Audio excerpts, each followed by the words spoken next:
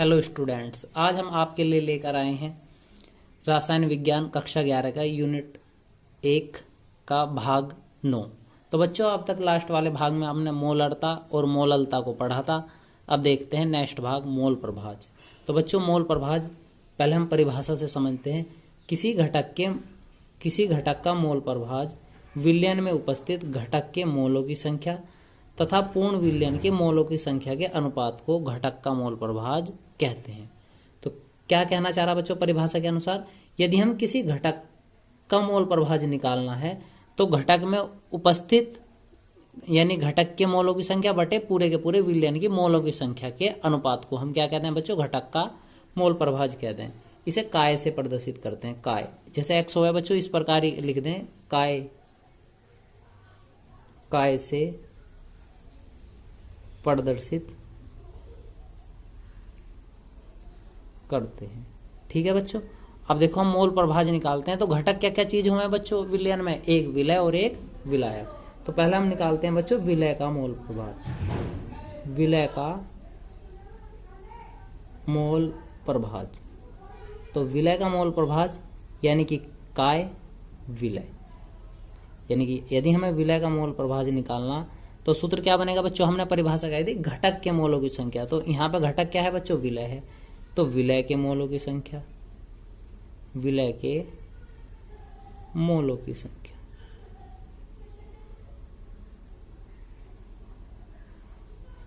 बटे विलय के मोलों की संख्या मोलों की संख्या प्लस विलायक के मोलों की संख्या, विलायक के मोलों की संख्या।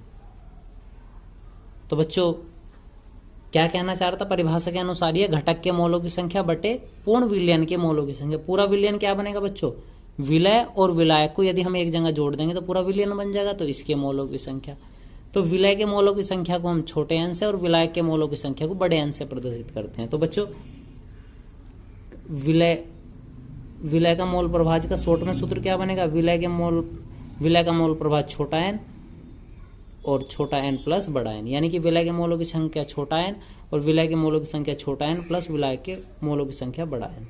तो सूत्र हमारे पास निकल गया काय विलय के मोलों की संख्या एन बटे एन प्लस एन। ठीक है बच्चों। यदि हमें विलायक का निकालना हो, विलायक का मोल प्रभाज, विलायक का मोल प्रभाज, विलायक का मोल प्रभाज में भी हम क्या ले लेंगे बच्चों, विलायक।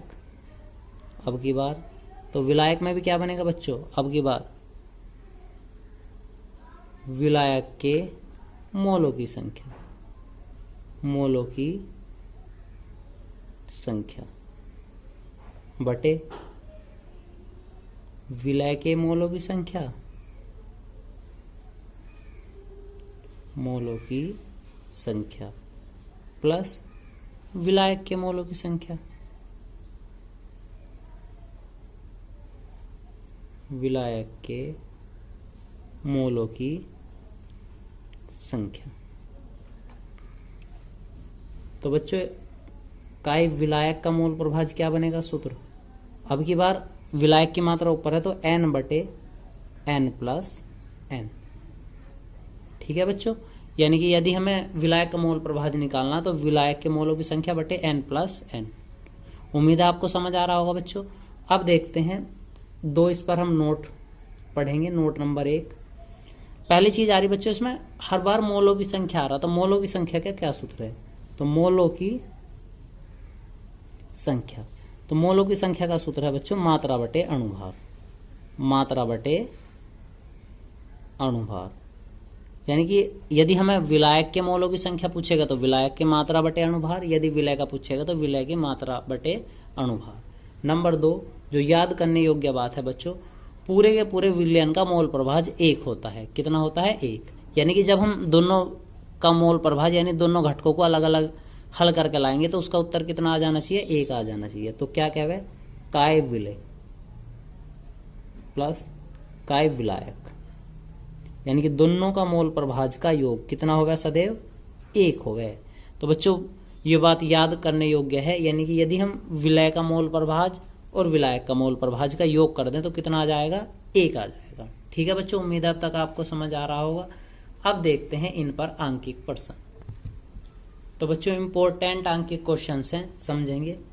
46 ग्राम C2H5OH यानी कि एथिल अल्कोहल को 36 ग्राम H2O यानी जल में घोला गया, प्राप्त विलयन के मोल प्रभाज की गणना कीजिए। यानी कि 46 ग्राम एथिल अल्कोहल को 36 ग्राम जल में घोला गया, प्राप्त विलयन के मोल प्रभाज की गणना कीजिए। यानी कि दोनों की हमें मोल प्रभाज बताना।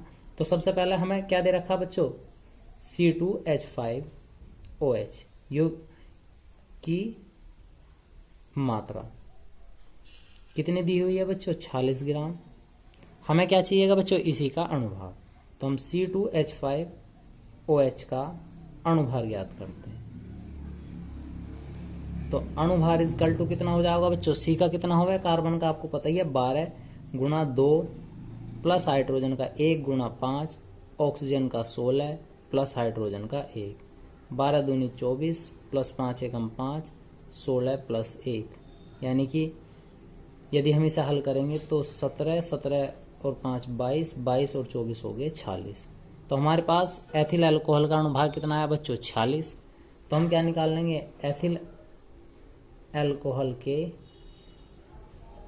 मोलों की संख्या, मोलों की संख्या। तो जब हमें एथिल अल्कोहल के मोलों की संख्या काटनी, यानी कि NC2H5OH, इसके मोलों की संख्या चाहिए। सूत्र क्या बनाया था बच्चों, मात्रा बटे अणुभार। तो मात्रा बटे अणुभार का मतलब हुआ, मात्रा कितनी थी 46 और अणुभार भी कितना था बच्चों 46, 46 एकम 40 यानी कि NC2H5OH का, यानी कि एथिल अल्कोहल के मोलों की संख्या आ गई 1। तो बच्चों इसी प्रकार हम जल की निकालते हैं। सबसे पहले जल की मात्रा कितनी दी हुई है बच्चों, H2O की मात्रा। तो H2O की मात्रा हमें दे रखी बच्चों, इसने कितनी 36 ग्राम। H2O का अणुभार निकालते हैं बच्चों।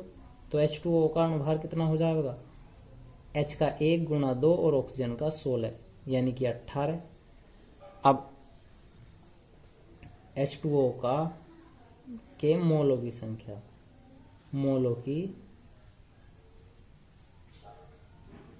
संख्या।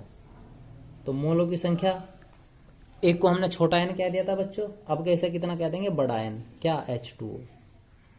हम H2O और ये लिखना चाहे मैं लिख दें, यानी छोटा n और बड़े n से भी काम चला सकें।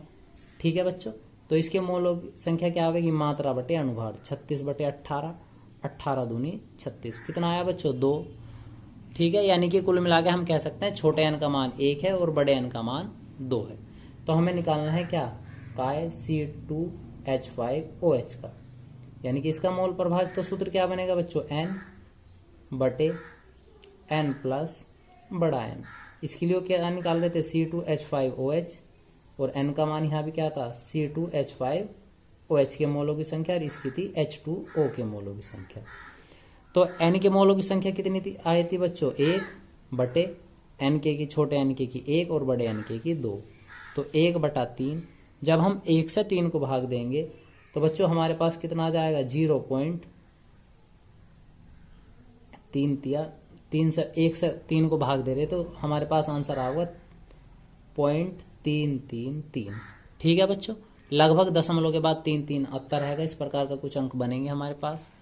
अब देखते हैं बच्चों काय H2O। तो फिर से अब की बार क्या आएगा, n ऊपर H2O बटे NH2O प्लस NH2O। तो अब की बार n कितना बच्चों 2 है, बटे इस n का मान कितना 1 दिया हुआ था बच्चों, बटे 2 यानी 2 बटा 3। जब हम इससे ऐसा भाग देंगे तो 0.666 लगभग इस प्रकार मारनी चलती रहेगी बच्चों आगे तक। आप सभी भी जानते हैं बच्चों, यदि तीसरा कोई सा अंक, जो तीसरा अंक है यदि वो 5 से ज्यादा हो तो एक अंक को हम कितना कर दें बच्चों 6, तो हम इस प्रकार रखेंगे और इस अंक को कितना कर देंगे, यानी कि ये 5 से ज्यादा है तो इस अंक को कर देंगे 7, 0.667 भी लिख सकते हैं। एक अंक जो लास्ट वाला अंक है, लास्ट वाले अंक यदि 5 से ज्यादा है तो क्या कर दें, एक अंक बढ़ा दें, तो इतना बना। ठीक है बच्चों, तो ये दोनों हमारे आंसर आ गए। अब हम आंसर चेक करते हैं जो हमने बनाया था, क्या क्या था, काय C2H5OH प्लस काय H2O।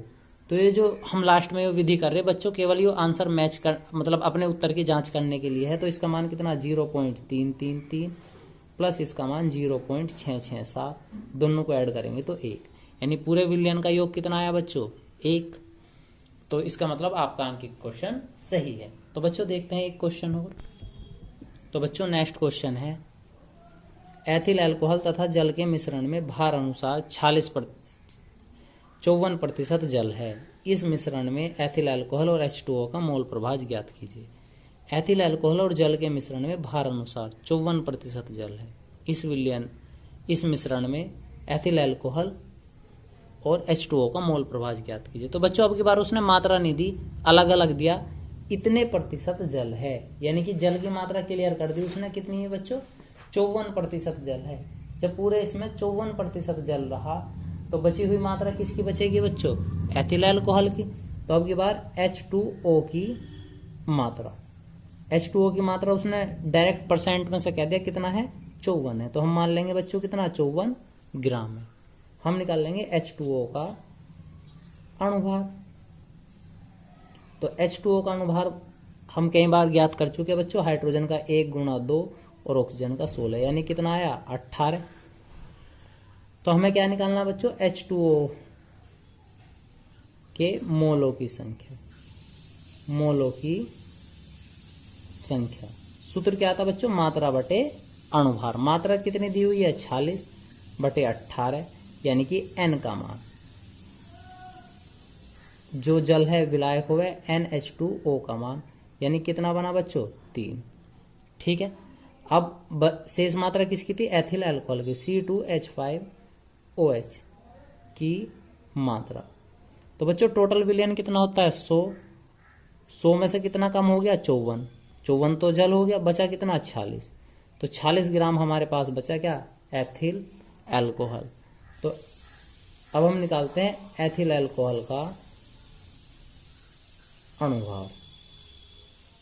तो एथिल अल्कोहल का C बार है H2 प्लस 1 गुणा 5, ऑक्सीजन का 16 प्लस 1, यानी कि 12 दूनी 24, 5 एकम 5, 16 प्लस 1 इजकल टू हल करेंगे तो कितना आया था बच्चों, पूर्व में भी 46। तो अब हमें निकालना बच्चों क्या,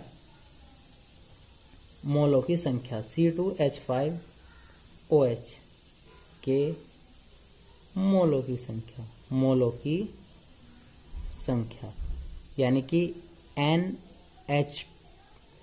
C2H5OH की। तो सूत्र क्या है बच्चों, मात्रा बटे अणुभार। मात्रा कितनी आई 46, अणुभार भी 46, 46 से 46 कैंसिल, कितना आया बच्चों 1। अब हम दोनों के अलग अलग मोल प्रभाज निकालते हैं। C2H5OH का मोल प्रभाज, यानी कि NC2H5OH बटे NC2H5OH प्लस किसका बच्चों, बड़ा N H2O का। तो छोटे n का मान कितना आया बच्चों, अब की बार भी 1, और पहले वाले का मान आ रहा था छोटे n का 1 और इसका 3, यानी कि 1/4। जब 1 से इसे 1 को 4 से भाग देंगे तो कितना बनेगा बच्चों 0.25। और जब हम H2O यानी कि काय H2O यानी जल का मोल प्रभाज निकाल रहे हैं, तो अब की बार क्या होगा बच्चों, बड़ा N H2O बटे छोटा n C2H5OH यानी एथिल अल्कोहल प्लस बड़ा N H2O। तो बड़े n का मान बच्चों कितना दिया हुआ 3 बटे 1 प्लस 3 इजकल टू 3/4। जब हम 3 से 4 को भाग देंगे तो कितना बनेगा बच्चों 0.75। तो हमारा नियम क्या क्या, एक आंसर ये, एक आंसर ये, दोनों का योग कितना आ रहा बच्चों 1 आ रहा। तो यानी कि हमारा सवाल सही है। तो बच्चों देखते हैं इस चैप्टर का लास्ट टॉपिक। तो बच्चों इस चैप्टर यानी यूनिट नंबर 1 का यह लास्ट टॉपिक है, स्टोइकियोमेट्रिक गुणांक। तो किसे कहते हैं, किसी संतुलित समीकरण में अभिकारकों तथा उत्पादों के सूत्रों के गुणांक स्टोइकियोमेट्रिक गुणांक कहलाते हैं। यानी कि कोई रासायनिक समीकरण यदि संतुलित है तो उसके अभिकारक और उसके उत्पादों के सूत्रों के गुणांक, यानी कि जो उसका जो सूत्र बनेंगे उनके आगे लिखे हुए अंक को हम क्या कहें, स्टोइकियोमेट्रिक गुणांक कहते हैं। जैसे बच्चों समझेंगे, जैसे हमने एक अभिक्रिया ली N2 + 3H2 = 2NH3। ठीक है बच्चों, तो यहाँ पे स्टोइकियोमेट्रिक गुणांक कितना, N की संख्या कितनी 1, H2O की कितनी बच्चों 3, और अमोनिया की टोटल में कितनी बनी 2। तो स्टोइकियोमेट्रिक गुणांक क्या बना 1, 3, 2। जिसके जितने अणु हैं उतने उसको ही हम क्या कहते हैं, स्टोइकियोमेट्रिक गुणांक कहते हैं। तो उम्मीद है बच्चों आज का वीडियो आपको पसंद आया होगा। तो बच्चों हमारे वीडियो को शेयर करें, लाइक करें और चैनल को सब्सक्राइब करें। धन्यवाद।